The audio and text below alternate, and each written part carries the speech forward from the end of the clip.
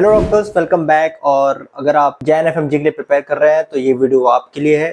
तो इस वीडियो में बने रहना। और रिसेंटली मैंने एक पोल क्रिएट किया था जिसमें 5-10 लोगों ने आंसर किया था कि उनको रिटेंशन में ज़्यादा दिक्कत आ रही है। तो रिटेंशन की प्रॉब्लम को मैनेज करने के लिए टू टैकल दैट प्रॉब्लम, तो I think revision is the key. इसको आप ऐसे समझो कि जब आप फर्स्ट टाइम अब्रॉड गए थे और आप अपने हॉस्टल से लेके यूनिवर्सिटी का रास्ता जब आपको कोई गाइड कर रहा होता है, और उसके बाद डे बाय डे जब उस हॉस्टल और यूनिवर्सिटी का सफ़र आप करते हो, तो एक टाइम बाद आप आंख बंद कर भी, अगर मैं आपको बोलूँगा अभी फ़िलहाल यार वो रूट बताओ, तो आप अपने आंख बंद करके भी वो रूट बता दोगे, बिकॉज क्योंकि आप उस रूट पे 6 साल या 5 साल रेगुलरली ट्रैवल कर चुके हो। तो रिटेंशन के लिए भी यही है गाइस कि आपको उन पन्नों को बार बार रिवाइज करना पड़ेगा, उन पन्नों को बार बार, उन पीडीएफ को बार बार रिपीट करना पड़ेगा, उनको बार बार देखना पड़ेगा फॉर द मोर अटेंशन। ठीक है गाइस, तो लेट्स कंटिन्यू करते हैं हमारी वीडियो पे without any delay guys. So this is going to be the 4 month strategy for the upcoming Jan FMG exam. तो जहाँ 4 मंथ स्ट्रेटेजी में फिर जहाँ पे एफएमजी डॉक्टर्स करेंगे रॉक और एनबीई को करेंगे shock with your outstanding result. ठीक है गाइस, सो ये तो हमारा टारगेट हो गई होगा। जितने भी लोगों जो फर्स्ट टाइम अपेयर कर रहे हैं और जो भी इससे पहले भी जो रिपीटर्स हैं, so this is a good time guys. Most of the result दिसंबर में आने के ज़्यादा चांसेस होते हैं, तो आई वांट कि आप तगड़ी मेहनत करो और इस बार एग्जाम को फोड़ दो। ठीक है गाइस, तो लेट्स कंटिन्यू करते हैं। देखो गाइस, हमारे पास फिलहाल अभी 4 महीने हैं। ठीक है गाइस, 4 महीने हैं अभी फिलहाल हमारे पास, और 4 महीने ही सुनते ही अंदर से एक फीलिंग आती है कि भाई eight this point of time अगर मैं अभी शुरू करता हूँ, क्या मैं कर पाऊंगा, नहीं कर पाऊंगा। तो ये फीलिंग जब मैं प्रिपेयर करता था मेरे दिमाग में भी आती थी। ठीक है गाइस, समय कभी भी, टाइम कभी भी हमारे पास कम नहीं होता है। बस it is just that the mindset, हमारा माइंडसेट हमको रोक लेता है उस चीज़ को करने से। ठीक है गाइस, फिलहाल इन 4 महीनों का प्लान क्या होगा? 4 महीने का आपको जो प्लान होगा, इस प्लान में आपको करना क्या है, एक सोर्स के साथ आपको स्टिक होना है। ठीक है गाइस, आरआर को अपना एक वो मान लो हनुमान चालीसा है, ये ब्रह्मास्त्र आरआर, या अपने सेल्फ प्रिपेयर्ड नोट्स होंगे तो उसको आप फॉलो करो। ठीक है गाइस, ये आपके नोट्स एंड तक यही रहेंगे, इसमें से कोई भी सोर्स को आपको चेंज नहीं करना है। टीचर्स को ऑलरेडी पहले से डिसाइड कर लो, वही टीचर्स एंड तक रहेंगे। ठीक है गाइस, इन 4 महीनों में आपको क्वेश्चन प्रैक्टिस करनी है हर दिन के 200। ठीक है गाइस, पीओई की प्रैक्टिस करनी है और जीटीज देनी है। बस ये 4 काम आपको गाइस करने हैं और आप 200+ ले आओगे, ट्रस्ट में ले आओगे। ठीक है, ये सुन के अजीब लगता है, भाई कैसे बोल सकता है, हमें तो अपने ऊपर भरोसा ही नहीं आ रहा। देखो गाइस, मुझे भी अपने आप पर भरोसा नहीं आता है। देखो, हमें इजीली दूसरों पर भरोसा आ जाता है, बट हमें अपने पर भरोसा नहीं आ पाता है। हमें दूसरा लगता है कि यार वो बंदा कर लेगा, वो मेहनत कर रहा है, बट ट्रस्ट में अगर आप मेहनत करोगे तो आप भी कर लोगे। ठीक है guys, now at this point of time this question is going to arise in your mind that कि भाई if I am starting at this point of time, can I crack this exam? मेरे पास 3-4 महीने बचे हैं, क्या मैं crack कर लूँगा एग्जाम?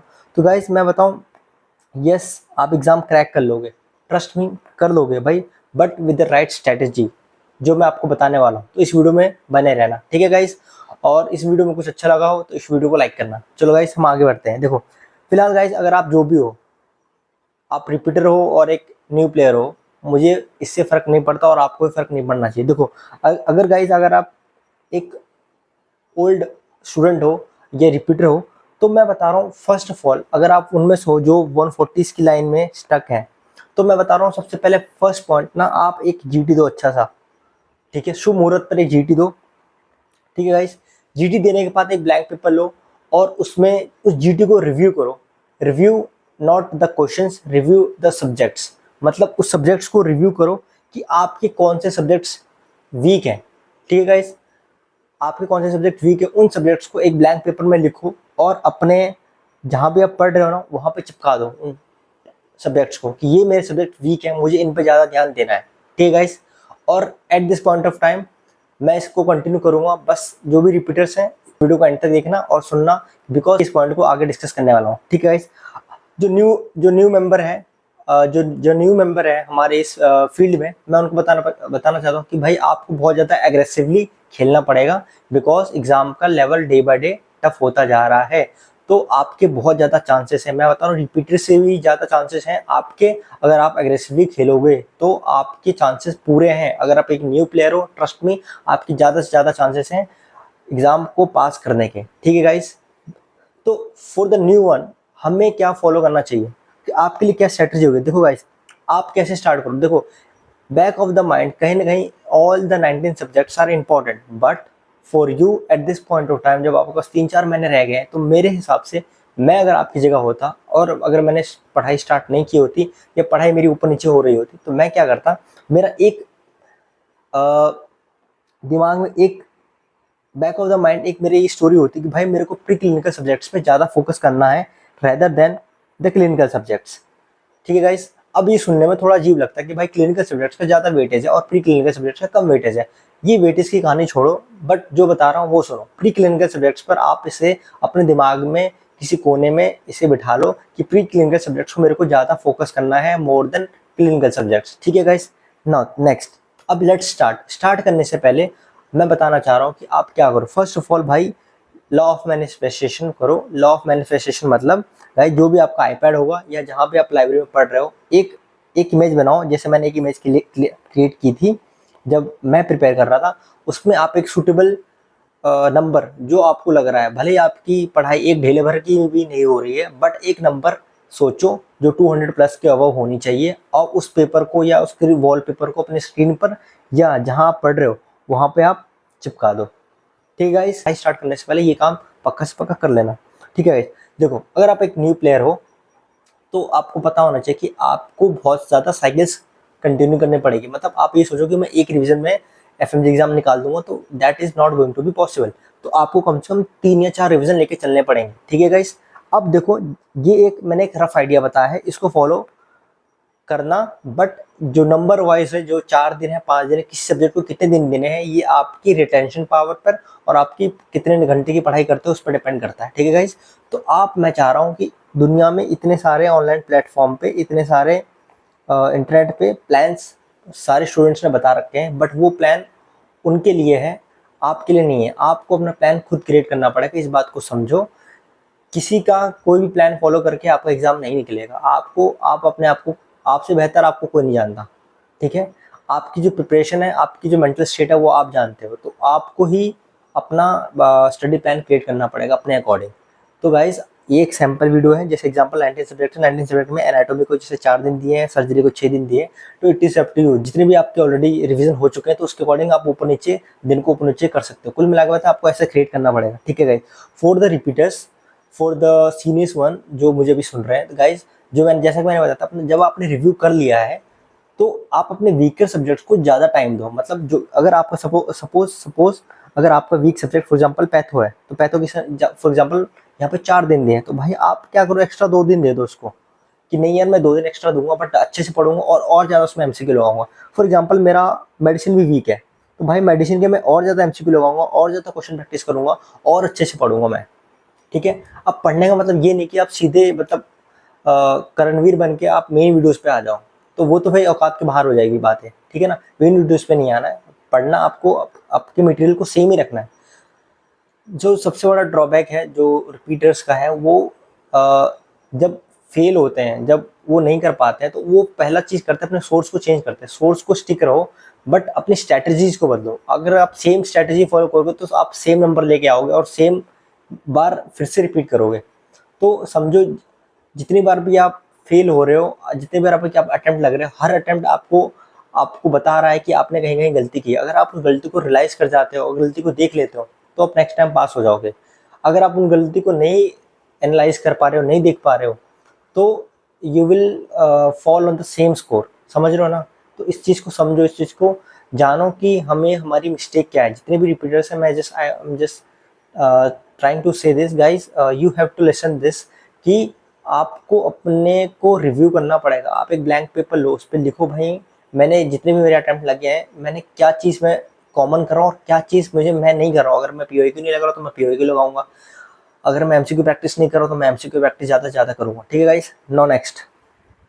ठीक है गाइस, तो फॉर एग्जांपल अगर आप फिर अगर 16 चल रहा है, फॉर एग्जांपल हमारा 16 चल रहा है, 17 चल रहा है, जब भी आप पढ़ाई स्टार्ट करो, मैं सपोज मान के आप 17 से पढ़ाई स्टार्ट कर रहे हो, तो मेरा कहने का मतलब है कि भाई हमारा डे प्लान क्या होगा। What ever time you wake up, भाई 8 बजे अपनी किताबें आपकी खुल जानी चाहिए। ठीक है, 8 से 2 बजे तक आपको पढ़ाई करनी है। देन 2 से 4 आप रेस्ट ले सकते हो। उसके बाद 4 बजे देन अगेन आपको उठना है। देन स्टार्ट करना है, देन 9 बजे तक पढ़ना है, देन 9 से 10 1 घंटे का ब्रेक लो, मतलब डिनर करो, देन आपको 2 बजे तक पढ़ना है। ठीक है गाइस। अब इसमें यार नो सोशल मीडिया। अब मैंने फिर से बोला, जो न्यू कमर्स हैं, जो न्यू प्लेयर्स हैं, आपके बहुत ज़्यादा चांसेस हैं पास होने के इस जैन में। तो आपको ऑल द सोशल मीडिया, जितने भी सोशल मीडिया आपको सारे बंद करने पड़ेंगे, बहुत ज़्यादा एग्रेसिवली खेलना पड़ेगा, तभी एग्ज़ाम निकलेगा। आपने अगर इधर उधर चूक की और थोड़ा लाइटली लिया तो फिर एफएमजी आपको लाइटली ले लेगा। ठीक है गाइस, तो ये है कहानी। For the repeaters I just want to say कि भाई आपको भी ऐसे ही प्लान क्रिएट करना पड़ेगा, बट जो सब्जेक्ट्स आपके वीक हैं उनको आपको ज़्यादा फोकस करना पड़ेगा। ठीक है गाइस। अब देखो नंबर ऑफ जीटीज। अब जीटीज तो जिनका जितने भी सीनियर्स हैं जिनके अटेम्प्ट लगे हैं, अगर आपको लग रहा है कि आपने जीटीज कम दिए हैं, तो मेरा है कि यार हर 10 दिन पे जीटीज दो, हर 10 दिन पे जीटीज दो गाइस। ठीक है गाइस, हर 10 दिन पे जीटीज दो, ज़्यादा से ज़्यादा जीटीज दो। जीटीज देने से इम्पोर्टेंट ज़्यादा है और जीटीज उसको रिव्यू करना,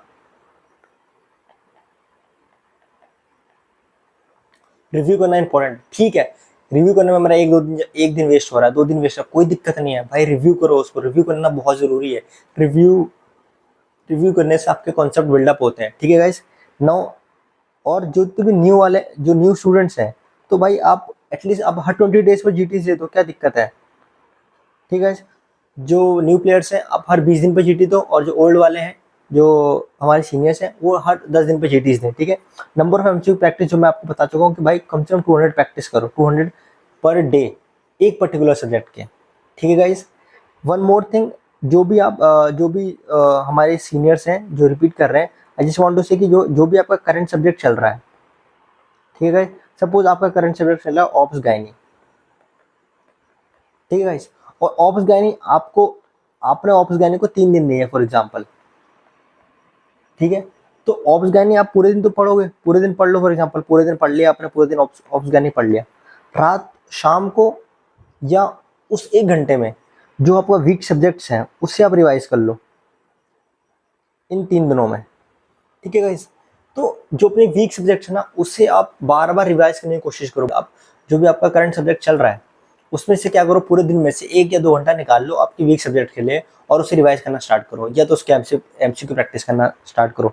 देखो मैं पीवाईक्यू के बारे में बता चुका हूँ। पीवाईक्यू जो आपको करने हैं वो एफएमजी के करने हैं, नीट पीजी के करने हैं, और आईएनआई के करने हैं। अगर आप ये तीनों कर लेते हो इन 3 मंथ में, जो चीज़ें मैंने 4-5 चीज़ें बताई है, अगर तो भाई गाइज आपका एग्ज़ाम निकलने के बहुत ज़्यादा चांसेस, आप निकाल लोगे एग्ज़ाम। मैं बता रहा हूँ, जो भी आपके नोट्स हैं, क्वेश्चन प्रैक्टिस हैं, पीओए की प्रैक्टिस हैं, और जीटीज़ हैं, इससे ज़्यादा क्या करोगे यार, हर कोई यही कर रहा है। बट दिक्कत कहाँ आ रही है कि कोई बंदा 200% दे रहा है अपना, और कोई बंदा कोई 50% दे रहा है, और फिर तुम उम्मीद कर रहे हो कि हम पास क्यों नहीं हो रहे। तो यही चीज़ है कि कहीं ना कहीं आपके अंदर ये चीज़, आप इस चीज़ को नहीं समझ रहे हो, और आप इस चीज़ को थोड़ा लाइटली ले रहे हो। तो okay guys, so at the end I just want to say कि भाई do whatever you want to do, but at the end exam निकलना चाहिए, है ना। तो फाइनल कंक्लूजन है, अभी आई नो जो रिपीटर्स हैं उनका उतना मन नहीं लग रहा होगा पढ़ने में, बट ट्रस्ट मी गाइस, मन लगे ना लगे कुछ भी करो, बैठो 12-13 घंटे बैठो। नहीं बैठने का मन कर रहा है भाई, चेयर पे फेविकॉल लगाओ, अपने आप को चिपकाओ, किसी तरह बैठो, किताब खोलो, क्वेश्चंस प्रैक्टिस करो, ज़्यादा से ज़्यादा जीटीज दो, उन्हें रिव्यू करो। ठीक है guys. And the new for the new one, भाई देखो मैं बार बार कह रहा हूँ कि बहुत ज़्यादा चांसेस हैं आपके, बट गलती मत करना, क्योंकि अपने सीनियर से पूछ लेना। एक बार जो इस एग्जाम में फंस जाता है ना, फिर वो फंसा रह जाता है। सो बहुत ज़्यादा aggressively Khelo, and what ever doubts, जो भी आपके डाउट्स हैं, प्लीज़ डू मेंशन। और चलो हम मिलते हैं नेक्स्ट वीडियो में।